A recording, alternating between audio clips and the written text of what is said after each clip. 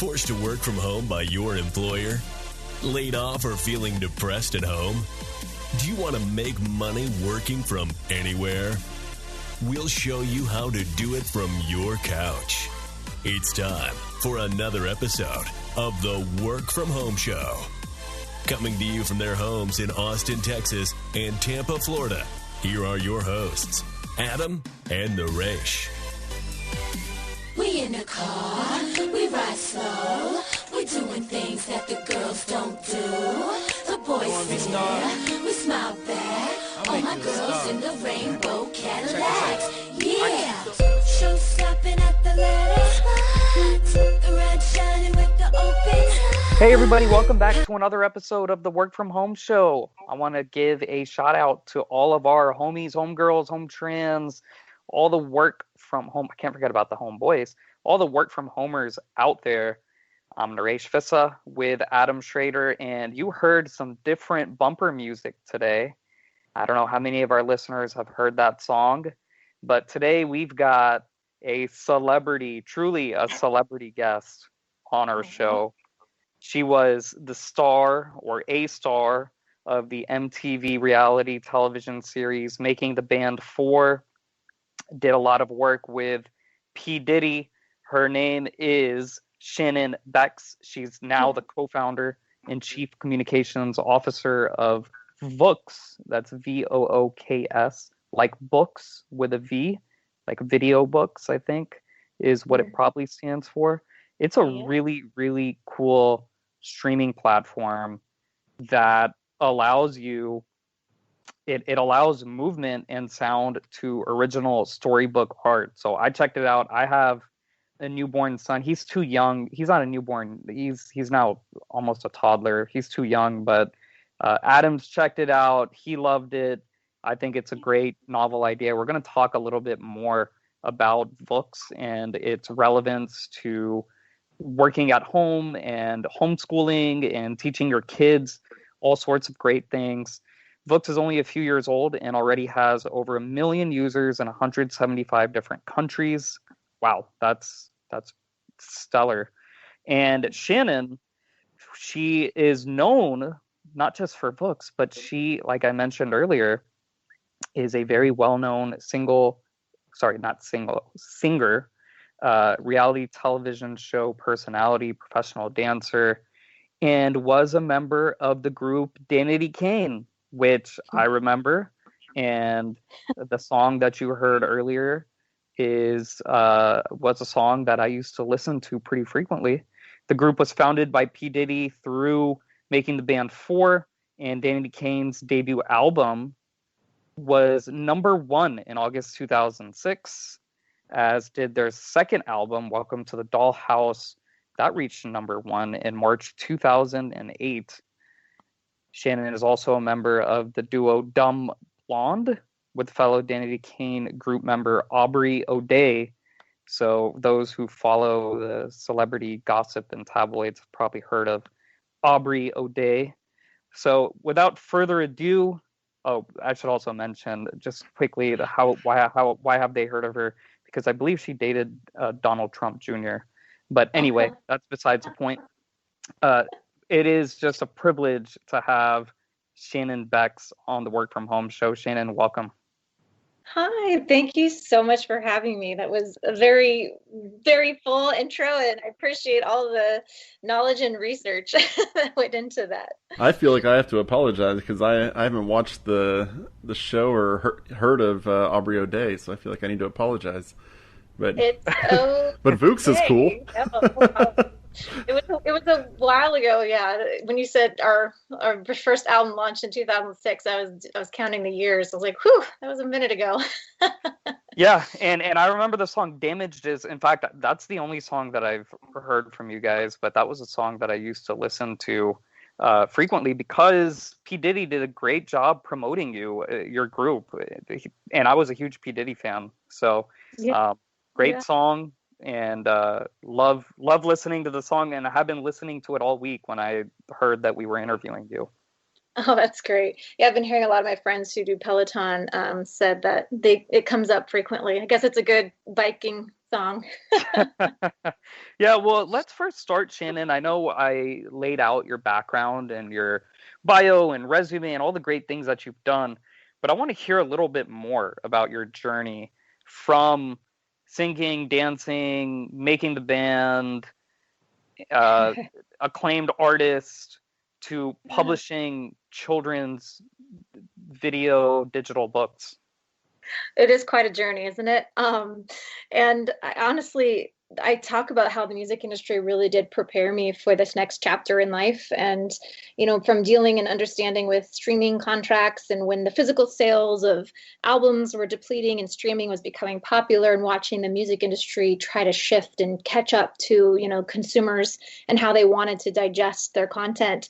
It's a very, similar thing that's happening even in publishing. Granted, books are never going away, but being able to consume content digitally is not going away either. So finding that harmony and that balance to where, something like VOOKS, which is a streaming library of children's storybooks, can help encourage the love of reading and lifelong readers in children that today are so consumed by screen time. So it's a quality screen time for them. So what led you to decide that was a route you're going down? Because, like we were saying, it's kind of a left turn. So what made you say, what kind of clicked and said, oh, books isn't enough. We need to, supplement it and add this part to it because kids are going to love it. Yeah. So my brother actually is one of the co-founders, and the idea sparked with him and his 3 kids. His oldest loved to read, and she'd bring piles of books. But his youngest, as unique as the third one usually is from every other one, she just had no interest. He couldn't get her to focus and engage with storybooks no matter what he tried. She'd get distracted with the gamification of enhanced ebooks, or flip the pages, or just want to earn coins, or dress the avatar. Like, it was never engaging with the story. It was always just, like I said, gamification and distracting. And he had a brand company agency that worked with like Nike and Gatorade and Verizon and helping bring products to market. So he was watching how his kids were kind of navigating this, new world of devices. And through that lens, he thought there's got to be a better screen time to offer children, and be, a way to incorporate actual storybooks in video format, not to where they're being distracted, just engaging enough. So we have slight animation, read along, read aloud, highlighted text that really do help with focus, literacy, imagination, and enhancing, retention. Yeah, and I want to talk a little bit about VOOKS. So our audience, they're the bulk of it, they're probably new to it, never heard of it. So I want to share the website, VOOKS, VOOKS.com, VOOKS.com. Check it out while you're listening to us. And I got a chance to demo different books just in preparation for this interview. And it truly is novel in that it's meant for the screen. And it's kind of, the way I would describe it, it's almost kind of like watching like a PBS children's cartoon, not a cartoon show, but maybe like Mr. Rogers or something, with like large, well-decorated fonts of subtitles. It's imagine a storybook, a picture book in video format. That's what it is. Is that how you would characterize it? Yeah, absolutely. It's the exact illustrations that you'd find in any book in the library. We even use the same font style, so it is exactly verbatim. We just purposefully paste it and animate, like you said, the text. So it's read along and read aloud with narration and music. Now, are the kids able to modify it at all? No, it is not interactive. It's just press play and watch and start it over again. So ages 2 to 8 is our main focus. So any of the content is kid friendly. It's ad free. That if you hand your child a tablet for 7 minutes, which is the average length of a VOOKS story, that you're going to have a quality screen time that your little eyes can be watching. Safe. So how did the youngest of your brother's kids take to VOOKS? Did it work? You know, by the time VOOKS launched and the idea formulated, she was a little bit out of our age demographic, but she still enjoyed it. So it still worked. Good. Well, regarding the business model, how much does it cost, and what is your business model? Yeah, so we're a subscription-based service, just $4.99 a month, and you can access the entire library that is ever growing. We release 1 to 4 books a week. Just keep bringing content. You can also purchase it for a whole year at $49.99, which gives you 2 months free. And we're offering 30-day free trial to check it out now at books.com. So this is essentially a Netflix model for children's video books. Is that a good way to dub it? That's a good way of dubbing it. Yep. So how are y'all going about in picking books? Are you kind of going through like the classics, or is it kind of the newer stuff, or kind of how are you choosing what books to put in? Or can people write in and say, hey, do this one next? Yeah, we love getting recommendations. So I handle all the communications with the publishers and the rights holders and negotiating the contracts to get the content on books that we ourselves animate and produce. So it's always good to know what the audience is wanting to see and getting requests. Sometimes you're just licensing content, so you're not always able to get the books that you're wanting. But we've been able to get some incredible things from classics like Curious George that we have on the platform to brand new artists that maybe you haven't discovered their content yet, independent illustrators and authors. But we do focus on the curation of our library.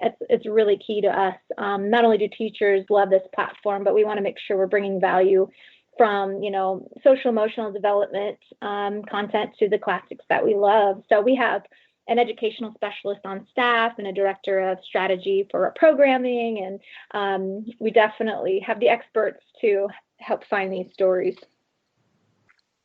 As far as the negotiations or bringing in those books go, does your company, does VOOKS have to pay licensing fees for the books, or is it the other way around? They pay you guys to put their books on your platform, and then how do you convert the paper version of the book into the video format? Yeah, that's a great question. So we do pay licensing fees, and you pay royalties out for use of their content, kind of like when, Netflix had Friends on, they were paying licensing fees to host it on their platforms. So that's a simple way of understanding it. You're paying for the rights to be utilizing the copywritten material. And we work hand in hand with the publishers to get the high resolution assets and the layered files so that our animation team can go in and start we call it puppeteering the content just to bring it to life. So what's kind of the overarching plan, like the long-term plan? Is it just to add more books to the library, or are y'all planning on kind of venturing into other aspects or something? Or is it, as you join, should you just be expecting, say I have a 2-year-old, thankfully I don't anymore. I'm through that stage. But, if I have a 2-year-old and I'm going to be holding this until they're 8 or 9, kind of, should I just expect more books to be put in, or is there other things that y'all are thinking about doing? Yeah, so VOOKS is going to be ever growing. So our library will ever expand, and, some content cycles off and some new content will cycle in. So there'll always be a refresh. But, as I mentioned, 2 to 8 is our main focus, but we are looking into early readers and, early chapter books, long form, just to kind of help expand the life of our consumer and keep them interested in stories and books. As far as the promotion and marketing goes, you guys are doing extremely well. As I mentioned in your introduction, you already have over 1 million users in 175 different countries. Wow, that's phenomenal. When did VOOKS launch, and how did you promote, or how did the company promote itself to get over 1 million users in 175 different countries? That's the biggest challenge, right? Getting the word out. And we launched in January 2019, so we're just approaching our 2-year mark. So we've had incredible growth, and honestly, before COVID, we still were growing substantially. We were in the majority of the countries already at that time. It definitely spiked our users once COVID did hit, because all the stay at home, and teachers, they found us. We didn't go to institutionals. We didn't want to be an ed tech company. We wanted to be an entertaining app for kids. But the beauty of books is that it's educational. You're getting a child to read, and you're using it in curriculum, and teachers absolutely love books. And so because they're so trusted, they're a great ambassador. When a parent finds out their teacher's using books, then it makes it a much easier choice for them to also use it. Now, I know it's a streaming platform, but if you're going to be, going on a trip, let's say, are they downloadable to where you could put them on, a tablet and take them in the car, or does it have to be online? Yep, we do have the downloadable access so that you can view it when you're not online. So you just can choose which ones you want to download, and it'll be still inside of your own account. Just because of copyright reasons, we can't allow it to be a Right. removable, downloadable desktop thing. But yeah, it's accessible offline. And regarding also talking about the streaming, is it an app as well, or is it you have to go in through the website to log in and get the? Yeah, so we are an app, and you can access it through our app, or you can access the library through VOOKS.com. And we're on Amazon TV, we're on Apple TV, Roku, Android devices, iPhones, iPads, pretty much everywhere globally. What's your favorite book that's on there right now? Oh, that's a good one. I love Unicorn and Horse. It's Familius Publishing put it out, and it's just a really cute story. But I'm a horse girl, so, my heart is in horses and unicorns. Yeah, well, I want to talk a little bit, touch on the Danity Kane and your music background, because I think it is certainly relevant to what you're doing now with books. So I believe you were discovered through making the band 4. So how did you, first off, what was making the band on MTV? How did you get involved with that? And just tell us how you ended up landing the contract with P. Diddy. Yeah, I mean, if you'd asked me, like I said, I'm a country girl. I love horses. So if you'd ever told me I was going to be signed to Bad Boy, I just wouldn't have believed you back in the day. So, dancing is my first, love and passion. So that's really what got me to making the band. I was on a show called Fame with Debbie Allen on NBC. And it was a reality show, kind of triple threat competition. And I was the runner-up. And one of the judges, Johnny Wright, actually became a judge on making the band. And I happened to be watching making the band. And I saw Johnny on there. And that was the first season of making the band 4, when Diddy didn't choose a group. He picked some girls he wanted to have continue on, but he didn't pick a group yet. So I was like, okay, I'm going to go audition. And I did. I stood in line for 7 hours and just did the whole audition process from 0 to 100.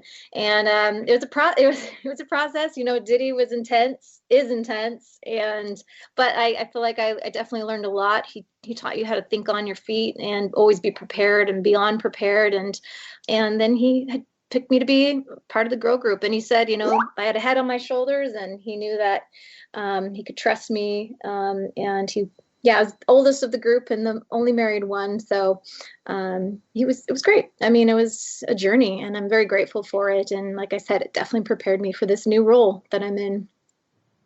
Yeah. And so did you know the other girls in the band before doing this, or you guys just all came together during the Making the Band show? Yeah, no, and got to become friends. None of us knew each other. It was all competition, and he didn't know if he was going to pick 3 girls, 5 girls, or a solo artist. He was unpredictable. So we were all competitors. So that was one of the biggest challenges I noticed we had to overcome when we formed the group, was learning how to be cohesive and work together and find that chemistry. Because most groups that start, they were friends, or they have a history, or they're cousins or something, there's something that ties them together. So now you become this group, and you have to fight for each other and for the group. And so it was a learning curve for sure. So you talked about having to think on your feet. Can you talk a little bit about how you worked with that and used that to actually like start up VOOKS? Because I mean, it's not something that you can just one day say, you know, especially based on, you know, your background. It doesn't sound like you were somebody who were just going to go in there and start coding and write an app to, you know, turn books into videos. How did you use either your connections in the industry that this gave you, or just the knowledge that you learned to create a company? Yeah, that's a really good question.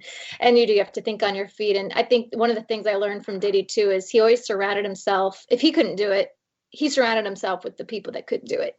And that's a good lesson as even an entrepreneur. And I understand as startups, you know, you don't financially have the ability to, but finding those people that you don't always have to know everything and have to be able to do everything, and being okay with having other people that are accomplished step into those roles. And I think when you're an entrepreneur and you're starting up a company, it's your baby. So you feel really protective, but being able to not totally micromanage and let people run in their lane is really important, something to keep in mind. But you know, we had to do a lot of investor meetings and a lot of pitches to, you know, get funding, and that definitely being able to think on my feet prepared me for those kind of presentations and performances. Really, you have to be able to walk into a room, make sure these investors are comfortable with your knowledge and you have an understanding of what your product is, and you know the importance. It's not just a fun thing. This is a business and this is their money. They're looking to invest in you. So being able to educate yourself, but be prepared to think on your feet. And I think also gaining wisdom. You know, I would listen to podcasts and read books and really try to dive into understanding this new publishing industry. So that's really similar to music in some ways. It's its own beast. So making sure you educate yourself enough on the subject that you're talking about as well is very important. Well, you bring up a good point about Diddy and giving some insight into who he is because he's one of, I believe he's a billionaire, and he's one of the richest people in music today, probably easily one of the top 5 richest. He started Bad Boy Records, did his own thing, and you guys signed a deal with Bad Boy Records. And I think one of the lessons that you said is, if Diddy didn't know how to do something, he made sure that he surrounded himself with people who did know. And it's easy to look at Diddy and think, oh, this guy's some musical genius, a business genius, and he does it all himself.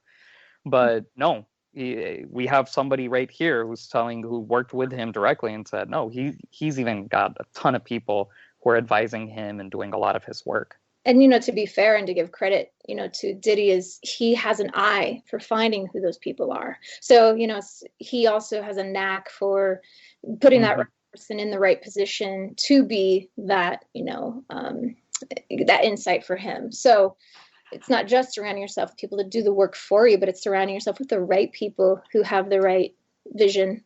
And being able to point that out, that's pretty unique. So he does have a knack for that, for sure. So what's been your hardest part of starting up the company? Like in the whole entrepreneur process, what's been the hardest for you to get through? Gosh, you know, it really has been a joy to be on this team and getting feedback from customers and having some life-changing stories told to us. It's amazing. Honestly, work-life balance. And that was a hard one, even touring and being in the music industry, because when you love something, you put yourself into it 24/7, and knowing when to break, like stop and have a breath and give yourself credit for what's been accomplished. Like there's always more to do. So really being cautious of your own kind of breaking point and tipping point, and making sure you stay recharged so that you can bring your best foot forward. Have you gone to Diddy at all after launching this company and said, hey, you know, let's team up again, maybe an investment, or have you been in touch with them? No, I have not. No, I actually had changed my number at one point because, you know, he always treated me very well, but it wasn't, I was ready to kind of move on. So, you know, we'll always have a smile and a hug in life if I ever saw him in person, but I didn't. I haven't reached out to him in years, so we're good. So you've moved on in the sense. Is Danity Kane? Did you guys come back and join together, or are you a lot of like re-ups and restarts and redos? You know, so yeah, he had broke up the band up probably, 2008. And then on our own, we came back together, and then we went off on our own journeys and came back together. And, so, but that was all on our own. That was without Diddy. So. Gotcha. And so are you back together right now? Or like, are you on a digital, I believe the industry is now doing these virtual tours, digital tours. Is that the case? Or are you just taking a break? This industry, I feel for the touring dancers and musicians and the behind the scenes people, the lighting people, the sound crews. Like, it's a scary time right now, and I don't know when things are gonna cycle back to normal. Hopefully they will. VOOKS has been my core focus. For over a year now, and it's a full-time job, and it's definitely been a great thing to be a part of. So very excited to continue the momentum. More to come. Yeah, I've got a buddy who was a huge movie star overseas in India. And this was around when Danity Kane was big in 2008, 2009, 2010. And the pandemic just completely destroyed the industry. Like there's no filming being done there, and he's basically like, I guess that career is over. And he's my age. He went a different route. When we were both going off to college, he went this route, and he did extremely well for about 4 or 5 years. Wow. And then the pandemic just completely, like you said, the extras, the dancers, the makeup people, the videographers, all those people are out of jobs now. And in his case, he thinks, at least I've been told, that he thinks that his career is most likely over, even once the rebound, even once that industry comes back. It's because, I guess you would know more than me, it could be a little short-lived if you don't come out with that record album, or that highly selling album, or that highly selling book, or that highly high ticket sale movie consistently. Then pandemic comes and time to move on. Yeah, absolutely. I'm sorry for him. Hopefully it won't be what it feels like it is. Hopefully it's not the end of it all. We all need entertainment still. We need to escape, and there just might be another form of it, another way to digest it. So being flexible, and that's a big thing. I've learned too in the industry, and just watching other, people in this business. And like you said, things can happen, pandemic or not, in the blink of an eye, that you can't control, and it flips everything on itself. So being flexible and staying positive through it, and finding that next thing, and being open to what that next path looks like. That's definitely something I was really trying to keep my eyes open for. What's that next journey where you can still utilize your knowledge, but you can have that passion about something that might look a little different. So, and for me, it's children. Yeah, I think that's a good advice. We've interviewed former professional athletes who made millions and millions, tens of millions of dollars playing professional sports, and what they're doing now, working from home. What's your final piece of advice for people in the entertainment industry who might be listening to us, listening to you, or maybe they've been listening to us? What's your final piece of advice on making it through this and planning for the future? I can speak for the entertainment industry, the people of this industry, and say we are very resilient. What is it? I think 100 auditions you go on, and you might get one yes. So there's always ups, there's always downs, but there will be an up again. It just might look a little different. So make sure you just stay in the now and stay conscious of what that might look like, and be okay with it. Might not be what it was last year, but it's going to be okay. And I know this entertainment industry is going to bounce back in its own unique way. I've seen it plenty of times. So just hang in there. You heard from Shannon Bex, co-founder and chief communications officer of VOOKS. Check out VOOKS at VOOKS.com, VOOKS.com. It is a fast-growing streaming platform that is unlike any other service available by adding movement and sound to original storybook art. And as we mentioned, Shannon was a member of the popular girl group Danity Kane, and current member of is Dumblonde? I guess you guys are taking a break during all this craziness, but is that what you were doing on the musical side? Yeah, we had launched in 2015 and had put out 2 albums since then. But yeah, just VOOKS now, 100% for me. Got it. Yep. And again, Shannon was the star of the Making the Band season 4 on MTV. So there are probably some archives available on the internet so people can watch that, or maybe some YouTube clips if you want to see her there. Again, the website is VOOKS.com. Shannon, any final thoughts you want to share with our listeners? Anything else you want to promote? Oh, gosh, no, I really appreciate you both taking the time, and it was a pleasure talking with you, and I'd be happy to join you again and continue to give you updates on VOOKS. Excellent. Well, Shannon, we greatly appreciate it. Thanks for your time. And to all our listeners, check us out at workfromhomeshow.com. That's workfromhomeshow.com. Get on our mailing list. Email us. If you really enjoyed this interview, or if you want to critique how we did on this interview, send us a note, hello@workfromhomeshow.com. That's hello@workfromhomeshow.com. And until next time, keep on working from home. Yeah, bet you ain't never seen just like this clean. Seats, we do it daily. That's how we keep it poppin'. Make sure that bass knockin'. So when you see us riding, we call it show stoppin'. We show stoppin'. We show stoppin'. We show stoppin'. We show stoppin'. That's how we keep it poppin'. Make sure that bass knockin'. So when you see